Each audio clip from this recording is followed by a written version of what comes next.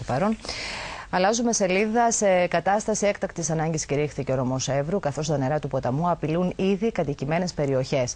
Μετά την υποχώρηση αρκετών αναχωμάτων, κινδυνεύουν τα χωριά Πραγκή και Λαγινά, ενώ έχουν πλημμυρίσει τουλάχιστον 120.000 στρέμματα.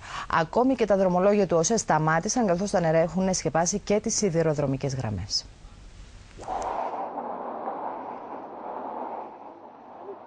Σε κατάσταση έκτακτης ανάγκης κηρύχθηκε από σήμερα το πρωί ο νομός Εύρου. Το ύψος στάθμης των νερών του ποταμού Εύρου παραμένει ιδιαίτερα υψηλό, έχοντας ξεπεράσει τα όρια συναγερμού. Τα αναχώματα σπάνε το ένα μετά το άλλο κατά μήκος του ποταμού και περισσότερα από 110.000 στρέμματα έχουν πλημμυρίσει. Σύμφωνα με τις εκτιμήσεις των αρχών, περισσότερα από 100.000 στρέμματα εδώ στην παρέμβρια ζώνη του ποταμού Εύρου έχουν πλημμυρίσει. Ο νομός έχει κηρυχθεί σε κατάσταση έκτακτης ανάγκης. Και έχει κηρυχθεί γιατί τα νερά είναι πολλά.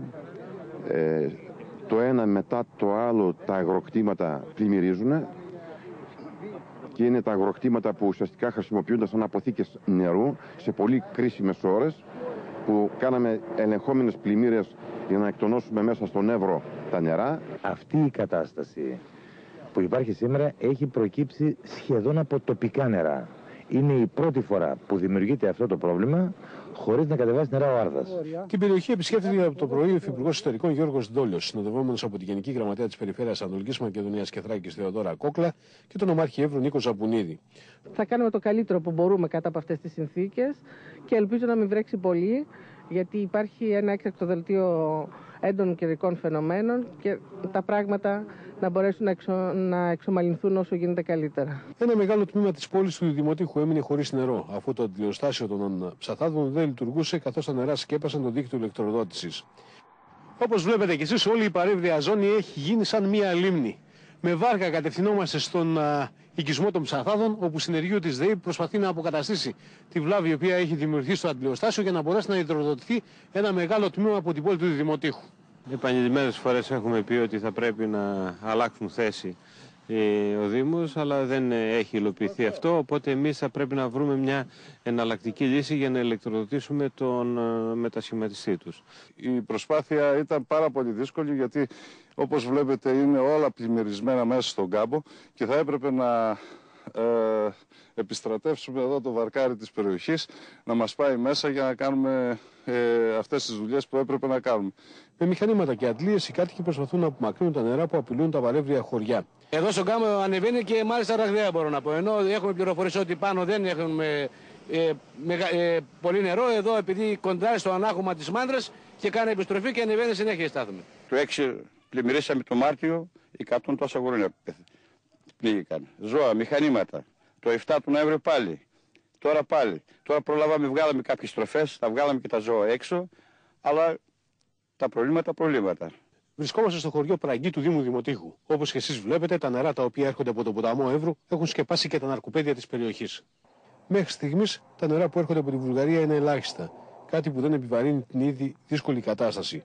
Το κύριο βάρος των αρχών επικεντρώνεται στην προστασία των χωριών αλλά και των κατοίκων. Ο Δημήτρης Σταματάκης θα μας δώσει την συνολική εικόνα τώρα που παρουσιάζει αυτή την ώρα ο νομός, ο οποίος έχει κηρυχθεί, όπως είπαμε, σε κατάσταση έκτακτης ανάγκης. Δημήτρη, καλησπέρα. Βρίσκεσαι στα Λαγινά του Εύρου, μία από τις περιοχές που επλήγησαν πιο πολύ στο νομό, έτσι? Πραγματικά, και ένα από τα δύο χωριά τα οποία κινδυνεύουν περισσότερο σε περίπτωση που τα νερά του ποταμού Εύρου συνεχίσουν να έρχονται με τις ίδιες ποσότητες, με την ίδια ένταση και έχουν και πιθανότητα να σπάσουν κάποια αναχώματα. Υπάρχουν φήμες ότι υπάρχει σχέδιο εκένωσης των χωριών αυτών που κινδυνεύουν από πλημμύρες. Δεν ξέρω αν επιβεβαιώνεται, Δημήτρη, από το ρεπορτάζ σου. Όλος ο μηχανισμός έχει βάλει σε προτεραιότητα και αυτό το σχέδιο. Ότι σε περίπτωση που υπάρξει κάποια επιδείνωση της κατάστασης που υπάρχει αυτή τη στιγμή στα δύο συγκεκριμένα χωριά, δηλαδή σε αυτό το χωριό που βρισκόμαστε τώρα, στα Λαγινά του Σουφλίου, αλλά και στο Πραγκή του Δημοτήχου, τα οποία βρίσκονται πολύ κοντά στο ποτάμι και μάλιστα τα πρώτα νερά γλύφουν το ανάχωμα το οποίο βρίσκεται ακριβώς δίπλα στο χωριό.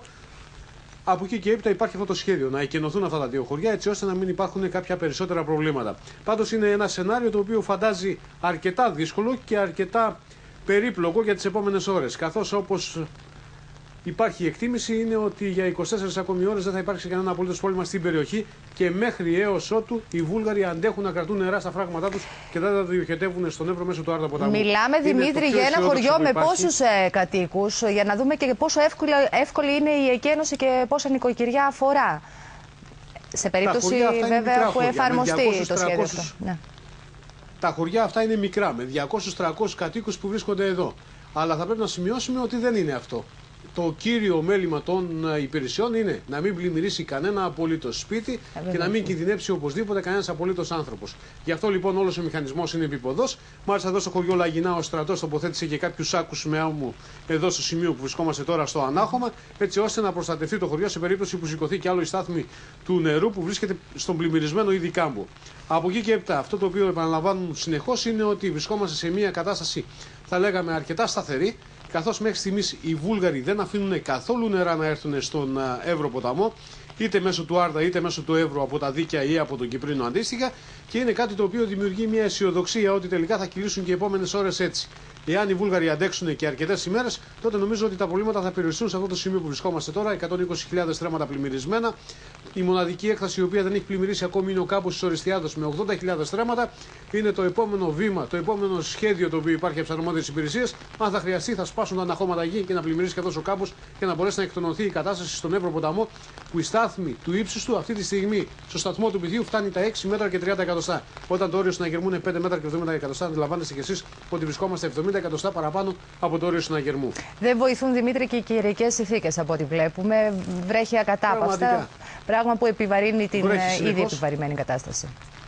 Βρέχει συνεχώς, γεμίζουν οι παραπόταμοι του Εύρου, κυρίως από την Τουρκία, ο Τούντζας που εκβάλλει στην Ανδριανούπολη και ο Εργίνης στο νότιο τμήμα του νομού, στο νότιο τμήμα του ποταμού Εύρου. Από εκεί και έπειτα έχουν αρκετό νερό και οι παραπόταμοι του Εύρου στο ελληνικό έδαφος, ο Ερυθροπόταμος, αλλά και οι υπόλοιποι ποταμοί οι οποίοι συναντούν τον Εύρο ποταμό. Και αντιλαμβάνεστε κι εσείς ότι και με αυτή τη βροχή η οποία πέφτει συνεχώς εδώ στην περιοχή τα πράγματα είναι ακόμη πιο δύσκολα, δυσκολεύουν ακόμη περισσότερο. Και αντιλαμβάνεστε ότι θα περάσουμε μια ακόμη δύσκολη νύχτα εδώ στον ποταμό Εύρο, σε αυτή την προσπάθεια που γίνεται από όλες τις υπηρεσίες, από όλες και εμείς, έτσι ώστε Δημήτρη, να μην υπάρξει κανένα πρόβλημα. Να ευχηθούμε να είναι η τελευταία δύσκολη νύχτα που θα περάσετε. Να σε ευχαριστήσουμε πάρα πολύ. Να μεταφερθούμε τώρα στη Χαλκιδική, όπου πολλές περιοχές του νομού επλήγησαν από τις πρόσφατες καταιγίδες. Το πρωί ο Υφυπουργός Μεταφορών Γιάννης Μαγκριώτης και η Υφυπουργός Εσωτερικών Θεοδώρα Τζάκρη επισκέφθηκαν σημεία του επαρχιακού οδικού δικτύου, τον οικισμό Γομάτη και τον Δήμο Πολυγύρου, ενώ στη συνέχεια συμμετείχαν σε ευρεία σύσκεψη στο Στρατόνι. Οι νόμοι προβλέπουν με σαφήνεια τις διαδικασίες για την αντιμετώπιση καταστάσεων έκτακτης ανάγκης και οι σχετικές διαδικασίες έχουν ήδη κινηθεί, δήλωσε μετά τη σύσκεψη ο κ. Μαγκριώτης και πρόσθεσε ότι η κήρυξη των περιοχών σε κατάσταση έκτακτης ανάγκης από το πρώτο 24ωρο ήταν το πρώτο βήμα για να ξεπεραστούν οι γραφειοκρατικές καθυστερήσεις και να αντιμετωπιστούν άμεσα τα οξυμένα προβλήματα. Και η